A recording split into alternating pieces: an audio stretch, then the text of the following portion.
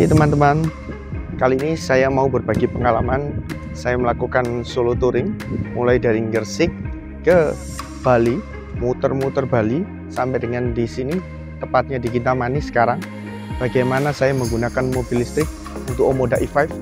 Pasti teman-teman banyak yang tanya kemarin, nyaman tidak, bagaimana akomodasinya, dan yang paling penting adalah bagaimana konsumsi listriknya, habis berapa biayanya, kira-kira jauh lebih irit dengan mobil bensin apa tidak ya? Tapi sebelum itu, teman-teman yang penasaran ini ada di mana? Saya spill dulu ya, videonya Glamping W. Glamping mewah mulai dari 300 ribuan, bangun tidur dengan view seindah ini. Bisa melihat gunung, hutan, dan danau seindah di Swiss. Penasaran di mana ini? Ini adalah W Camp Kintamani. Sini aku spill.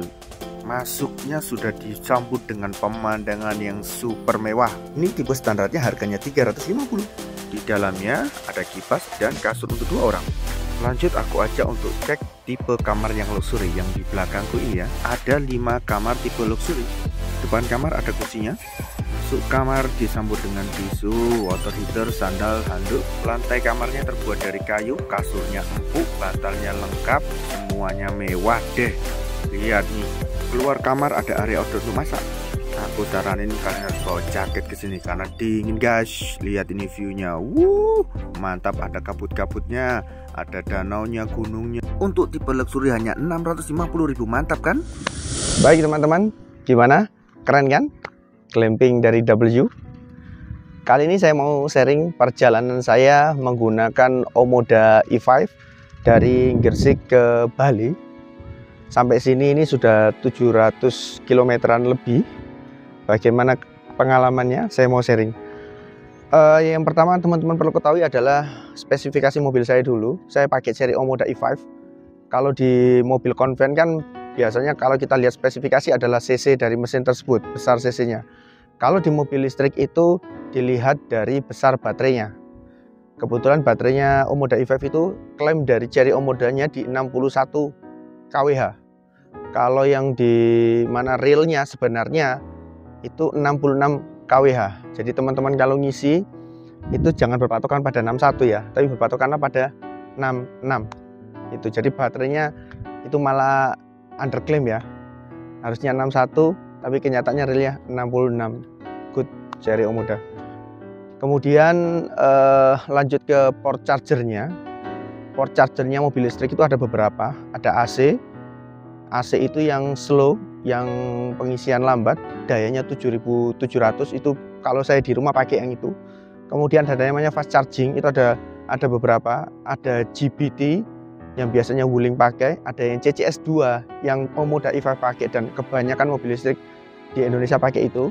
Yang ketiga CHAdeMO, ini yang biasanya dipakai mobil listriknya Toyota. Seperti itu. Saya memulai perjalanan itu pukul 9 malam dari rumah. Dan saya memakai roofbox. Ini pertama kalinya saya pakai roofbox ya. Jadi buat apa? Barang-barang saya taruh di atas semua supaya akomodasi di dalam lebih lapang. Karena saya mau nurunin bangku yang kedua supaya anak-anak saya bisa selonjoran untuk tidur di perjalanan. Lanjut perjalanan itu dimulai dari baterainya 75%-an. Saya memang tidak full karena memang pulang dari kerja, kemudian saya langsung berangkat tanpa ngecas. Lanjut perjalanan ke masuk tol ke arah Pasuruan. Di tol Gempol arah Pasuruan ini ada insiden teman-teman. Roofbox saya itu terbuka di kecepatan sekitar 150 km per jam, tapi ini jangan ditiru ya, nggak bagus. Saya nggak tahu kalau pakai roofbox itu ternyata ada batas kecepatannya, dan saya tidak menggunakan tali di roofboxnya karena ini pertama kali pengalaman saya pakai roofbox. Akhirnya roofnya terbuka dan mobilnya barang-barangnya jatuh, ada tas dan sepatu. Akhirnya karena barangnya jatuh, saya ngeres ke rest area di KM 792A. Saya minta bantuan petugas untuk cari. Nah, sambil saya nyari, saya mau ngecas dulu mobilnya. Sebenarnya belum waktunya untuk ngecas karena nyari tadi saya cas sambil nyari di Di rest area itu ngecasnya habisnya 82.000 untuk dayanya yang terisi 32 kWh. Dan ini teman-teman juga perlu belajar dulu juga yang belum pernah pakai mobil listrik. Download aplikasi PL Mobile. Di situ nanti kita bisa pilih SPKLU-nya yang terdekat dengan kita ada di mana aja. Tinggal kita pilih yang sesuai dengan port charging-nya kita. Nah, pembayarannya seperti apa? Kita tinggal pilih mau beli berapa kWh. Contoh, mobil saya itu ada 66 kWh. Kalau mau saya ngisi 0 ke 100%, berarti harus ngisi 66 kWh. Nah, tapi saya jarang sekali ngisi full ya. Biasanya kalau ada SPKLU, misalkan saya mau makan, ya saya isi, saya mau istirahat, saya isi sambil istirahat. Jadi tidak pernah isi full, mentok paling 80%. Jalan lagi, kenapa? Karena dari 30-80% itu masih cepat. Kalau pakai fast charging, itu 30-80 bisa cuma setengah jam, tapi ini tergantung kecepatan tiap-tiap SPKLU-nya ya. Dari 80% ke 100 itu yang lambat karena kecepatannya menurun untuk menjaga keawetan baterai. Seperti itu. Nah, di rest area tersebut ternyata tidak ketemu tasnya, tepatnya tas itu isinya bajunya istri saya. Jadi akhirnya ya lanjut hanya ketemu sepatunya aja. Lanjut saya menuju ke rest area utama raya. Memang kalau ke Bali mesti saya ngeres di sini. Nah, karena posisi itu sudah jam 12-an malam kalau nggak salah ya. Itu sudah ngantuk banget. Akhirnya saya pengen istirahat tidur lah. Di sana kan ada SPKLU juga. Saya ngecas lagi di sana. Di SPKLU utama raya itu saya ngecasnya 17 kW. Habisnya 47 ribuan sambil saya tidur. Mungkin sekitar 1-2 jaman tertidur ya. Bangun kan sudah full. Lanjut perjalanan lagi, perjalanan menuju ke arah Gilimanuk. Di arah Gilimanuk ini sebenarnya saya mampir dulu ke Banyuwangi karena beli pakaian untuk istri saya. Tidak ada pakaian yang tersisa, hanya pakaian yang ada di badan saja.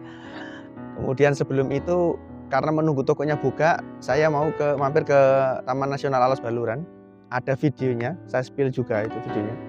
Keren, bagi teman-teman yang mau ke sana, silakan. Itu buat touring, buat foto-foto mobilnya, foto-foto orangnya keren. Ini saya spill juga hasil foto-foto saya di sana. Seperti itu. Lanjut dari situ, kemudian saya menyeberang. Setelah cari pakaian untuk istri saya di Banyuwangi, kemudian lanjut menyeberang dari Ketapang ke Gilimanuk. Dari Gilimanuk sebenarnya baterainya masih tersisa juga. Tapi karena saya mau makan, jadi dari Gilimanuk itu saya cas di SPKLU Anjungan Betutu Gilimanuk. Setelah pelabuhan Gilimanuk mungkin terpaut 2 kilo aja. Itu ada tempat makannya juga, ada yang Betutu. Di situ saya ngecas, kemudian saya makan. Setelah selesai dari situ, kemudian saya lanjut ke arah Buleleng. Di Buleleng ini saya sewa villa, murah, villanya ada private poolnya juga. 300 ribuan saja, saya spill juga di YouTube saya. Kemudian dari situ nginep di situ, paginya saya menuju ke salah satu destinasi yang terbaru yang ada di Bali, yaitu Turya Pada Tower. Baru 1 minggu dibuka, tapi memang tidak dibuka untuk full, hanya dibuka untuk undangan saja. Nah, kalau ke sana bisa daftar lewat website, cuman dibuka Sabtu Minggu aja dan seluruh websitenya itu full, nggak ada sisa karena dibatasi perharinya cuma 60 pengunjung aja. Pada tower itu ternyata treknya lancar-lancar banget ya. Jadi teman-teman kalau ke situ hati-hati, kalau mobil harus yang pro yang nyetir. Dan ini enaknya pakai mobil listrik, naik ke tanjakan-tanjakan ekstrim nggak ada masalah karena itu instan ya, konstan, langsung dari baterai ke penggerak rodanya. Cherry Omoda ini penggerak roda depan, tapi walaupun begitu nggak ada masalah nanjak. Saya cuma pakai mode eco, jadi seluruh perjalanan ini saya tidak pakai mode normal dan sport, hanya pakai mode eco. Itu nanjaknya, wah, kemiringan berapapun disikat dan dibabat habis. Tuh. Setelah dari situ, kemudian saya turun, karena itu kan puncak dari Buleleng, salah satu view tertinggi juga di Bali. Turun ke arah Ubud. Nah, di situ ke arah Bedugul dulu, saya mampir untuk isi dulu, ngecas dulu. Enaknya di mobil listrik itu, kalau kita turunan, itu malah ngecas mobilnya, jadi bukan berkurang. Kalau mobil biasa itu kan kita naik juga bensinnya kepake atau berkurang, kita turun juga bensinnya berkurang. Kalau di mobil listrik tidak, kita naik itu bensinnya berkurang, kita turun bensinnya bertambah. Bukan bensin, listriknya bertambah. Dan di SPKLU Bedugul saya sempat ngisinya di 7,8 kWh, cuman sebentar aja, cuman pengen ngetes saja, habisnya di 20 ribuan. Seperti itu. Kemudian saya turun lanjut ke arah Ubud, mau makan di sana, kemudian lanjut lagi ke tidur di hotel di daerah Denpasar. Seperti itu. Lanjut teman-teman, dari mana hotel di daerah Denpasar, kemudian saya lanjut lagi ke arah Ubud. Saya mau ke Alas Harum. Tapi sebelum itu malamnya itu saya sempat ngecas juga di SPKLU-nya Bank Mandiri di Nusa Dua. Itu saya belinya di 30 kWh, habisnya 79.000. Nah teman-teman, kalau di mobil listrik itu teman-teman kalau ngisi di PLN, kalau misalkan ada kembalian itu bisa dikembalikan ke saldo PLN. Contoh gini, saya mau ngisi 30 kWh, ternyata saya keburu ini ngejar waktu, baru terisi 15 kWh, saya stop, itu bisa. Jadi nanti sisanya itu dikembalikan, seperti itu. Nah dari total semuanya itu, selama saya perjalanan ke sini itu total range-nya di 716 km. Itu mulai dari Gresik ke arah Balinya itu Bali di daerah Buleleng, naik ke atas ke Suryapada tadi, turun mulai ke arah Bedugul, Ubud sampai dengan ke arah bawah di Denpasar. Kemudian ini naik lagi sekarang di daerah Kintamani. Itu total di 716,8 km. Nah, berapa total KWH-nya? Saya total itu belinya itu di 108 kWh total semuanya selama perjalanan ini 5 kali isi. Kemudian biaya per KWH-nya, total biayanya, total rupiahnya itu 264 ribuan. Jadi kalau saya hitung 264.000 dibagi 108 kWh, biaya per KWH-nya itu 2.437. Sedangkan kalau PLN mobilnya itu kita belinya di sana 2.466. Jadi ini ternyata lebih irit daripada klaimnya PLN sendiri baterainya. Kemudian kalau teman-teman ngisi di rumah malah kenanya cuma 1.700 ngisi di rumah. Soalnya nggak ada biaya tambahan lagi. Tuh. Kemudian berapa biaya totalnya dibandingkan dengan jarak tempuhnya? Karena tadi total biaya sampai saya ke sini habisnya 264.000, berarti jika saya bagi dengan 716 km-an, biaya per kilometernya cuma 368 rupiah. Ciami kan? Padahal sebelumnya saya pakai mobil bensin itu pakai Wuling Almas, itu 1:10. Saya isi pertalite berarti harusnya di 716.000. Ini berapa persennya? 30%-an ya mungkin. Tapi itu pun sebenarnya Almas kalau naik ke gunung itu jauh lebih boros lagi. Mungkin kalau taksiran saya habis, kalau kesini habis 850 ribuan seperti itu. Dan mobil listrik yang saya pakai kesini itu sebenarnya bisa irit lagi. Kenapa? Kalau teman-teman nggak pakai istirahat kayak saya tidur. Nah, menurut saya ini itu agak boros karena sebelumnya saya ketemunya di 290 per kilometernya. Ini 368 per kilometernya. Agak boros kenapa? Karena saya pakai tidur, pakai istirahat. Jadi pakai mesinnya nyala, kemudian saya tidur di dalam mobil. Nah, kalau mobil listrik kan sumber dayanya cuma satu baterai aja, dan itu mengurangi baterainya seperti itu.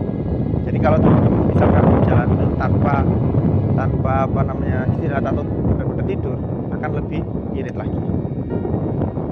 Totalnya nanti detailnya biar teman-teman juga bisa screenshot bandingin dengan mobilnya teman-teman. Itu pun kalau teman-teman pakai mobil yang diisi pertama juga mungkin hampir 1 jutaan mungkin ya habisnya. Ini habisnya cuma 264.000 saja. Bagaimana teman-teman?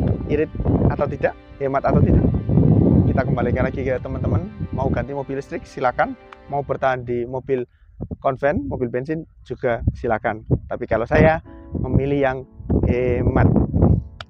Sekian video dari saya tentang review mobil listrik part pertama. Ini part pertama, kenapa saya bikin part kedua, dimana saya nanti pulang itu berapa kilometer jarak PP-nya dari Gresik Bali, kemudian Bali Gresik. Sama satu lagi, selama saya sebulan punya mobil ini, tepat di tanggal 6 kemarin, itu sudah menempuh 5.000 km lebih. Nah, itu total berapa biaya selama saya jalan di 5.000 km. Tapi kayaknya nanti sampai rumah jadi 6.000-an. Nah, itu totalnya biaya akan saya spill di part kedua. Kalau hitung-hitungan kasarnya, kalau saya pakai mobil Almas kemarin 6.000 km, harusnya saya habisnya sekitar 6 juta karena 1/10 Pertalite harganya 10.000. Tapi kalau ini nanti habisnya berapa, saya spill di part yang kedua. Oke, sekian dari saya. Terima kasih teman-teman.